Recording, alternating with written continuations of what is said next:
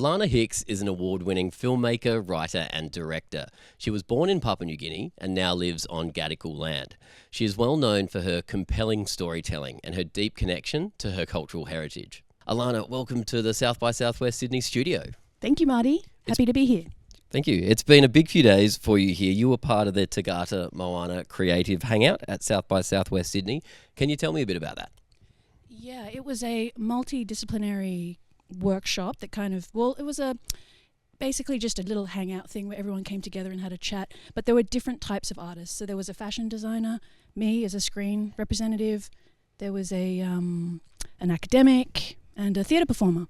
So multidisciplinary artists coming together and having a chat. What do you get out of having that experience of people all from different backgrounds in the same room, but different types of creatives? When you have a lot of different people from different backgrounds with different disciplines, you are able to gain an expanded awareness of other people's methods and procedures in making art. And it actually helps inform the way that you create your own work because you're given a new kind of perspective on how to do things. Cool. So what new perspective from this South by Southwest experience did you get from that? What are you going to do next? After we had kind of had a chat for about an hour, one of the people who came along as a sort of audience member, just was like, you've got a theatre producer, you've got an actor, you've got a writer, you've got a fashion designer, you should all make something together. Cool. And it was the most bleeding obvious thing to do, actually. Yeah. But I wouldn't have come across those people were it not for the context of the Creative Hangout. Yeah. So through South by Southwest Sydney, you've met people that you wouldn't have otherwise Absolutely. thought to collaborate with? Yeah. Cool. Yeah, you don't necessarily meet people from other disciplines when you're just focused on your own stream. You sometimes need to be forced into the context of meeting other people, especially as a writer. Mm-hmm. You tend to just sit in your study and stare out the window most of the time. How do you get influence or ideas if you just do that, right? You've got Internet. Yeah. Like you can only do so much on your own, but the value of anything is elevated by the influence of other people's skill sets. And so with your own skill set, what were you trying to impart on other South by Southwest Sydney guests? I wanted to reflect on my experience in the industry, in the screen industry, and the challenges and obstacles that I've encountered over the past kind of 10 years. And to be honest, one of the things I wanted to not necessarily commiserate with other people, but was to understand that, especially if you are coming from an underrepresented or marginalized background, that you're not alone in the obstacles that you face, and that it's really only through kind of collective bonding can you understand that it's not necessarily you, that sometimes it's the institution that you need to stand up against and shift to be better. So what are some of those challenges that you try to address or raise awareness of in your filmmaking? In my actual creative filmmaking, the stories that I tell are usually quite small and domestic. Like I tell funny stories about family. But when I collaborate as a director and a writer, when I collaborate with other writers, I like to explore high concept stuff. And, one of my films had a lot of car chases and songs and dances, and I wouldn't have written that. But because I collaborated with someone else who had a sort of magic realist, sensibility, I was able to explore and expand my own skill set. What's a challenge that you've personally had in your own upbringing in Australia that you've directly reflected in one of your films or works? The insidiousness of racist microaggressions, really. Sometimes you question yourself as to whether something is happening to you, whether there is an exclusion going on that you think you're kind of not sure about. And sometimes once you're able to actually have access behind the curtain, you can see that it's true, which is what I've understood. The higher up or the more experience I get, the more I realize that certain barriers are institutionalized. And it's really only by completely destroying the system and starting again can you actually carve out pathways for yourself and others. When you explore themes that might make some people uncomfortable, how do you still make that an entertaining movie? Because I imagine you still want people to watch. Comedy. Right? Comedy. Yeah. Comedy creates connection through empathy. It sort of gets under the skin of people and allows them to relax. And then you punch them in the face with a message. Give me an example of that in some of your work.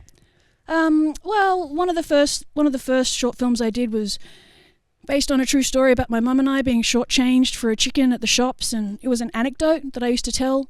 And it was only through other people's reaction to my telling of the story that I realised that it was an experience that not everyone had. Mixed race. My mum's PNG and my father's white Australian. And so, but I was pretty much just raised by her. So when you are someone who is a cultural translator, you see both sides. And she only has her experiences, so she doesn't necessarily know that not everyone is treated like the way that she has been treated. She also has a lot of cultural tattoos, so her identity is very much written in her skin. And so I kind of am able to see things in that dualistic way and represent two perspectives, if you will. What does she think of your work? She just is glad that I'm not on drugs and in jail, like Wow. she's just proud, low barrier, right? Like she just... That's interesting that she would kind of default to that, though. It's not necessarily that. What I mean is that my mother loves me unconditionally, and especially in Pacific Islander culture, you tend to just want your kid to have a better life than what you had, and that's all she kind of gave me was just opportunities and chances that she didn't have. So moving on to some of the other things you've learned from South by Southwest, has it given you ideas on top of these ones that you've already got for new creative pursuits, for new movies? What have you been inspired to do next?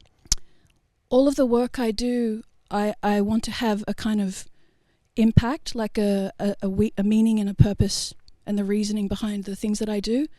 And so I like to do the creative stuff, and all that's great, but something that I sort of said to the people who came on Monday to the creative hangout session was there has to be some other goal. There has to be some other reason to want to do this, because if you only do it because you want money or accolades or respect, then that shit's going to just fade away really quickly. So there has to be something bigger than the immediate gratification of awards or money or short-term gains. So for me, it's about building capacity in Papua New Guinea in particular, and trying to return back home to PNG, and to try to cultivate and encourage the film industry back in Papua New Guinea. I see a lot of beneficial reasons for that, both economic and cultural, and that's where my aspirations lie. How do you think by talking to people at events like South by Southwest Sydney and them coming along and learning things can change the trajectory of their creative careers? It's just expanded awareness, man. Like when you see someone talk and be articulate in a way you never understood, and certain things like there's lines that people have said throughout from last year and this year that have resonated within me that I hold and I carry with me. And when I have doubt, when I experience a sense of hopelessness, which is really easy to feel every day, I try to remember the words of people who are smarter than me, people who've actually broken through barriers, people who've accomplished things that I never thought possible, and I try to keep that in my back pocket for those shitty-ass days. It sounds like you have broken through barriers, or are doing that quite well already. Well, you have to keep trying. Like the privileges that I have to remember as much as the challenges that I have to overcome. So what's inspired you here at South by Southwest Sydney, whether that's someone you've met, a session you've went to, an experience you've had? I went to a really fantastic panel on period poverty, and I'm really interested in how we can improve the livelihoods of people from lower socioeconomic backgrounds, and that in fact it has benefits, far-reaching benefits in ways that people don't necessarily understand, from economic to social justice and equality. Like if we raise the experiences and livelihoods and quality of lives of the most challenged among us, everybody in society will benefit. Do you think these are themes we'll see reflected in your next film? Yes. Period poverty, the awakening. Yeah, man, like, I don't know what I'll do next. I don't know what's going to happen. I just want to tell stories in a good way that has a positive impact on the world. Yeah, stories that I think Australia needs to hear as well, by the sound of it. Thank you so much, Alana, for coming along. Thanks, Marty. I've learned a lot. I'm sure everyone who's met you at South by Southwest has as well. Thank you. Thanks, man. And you can watch more of these videos at youtube.com/South by Southwest Sydney.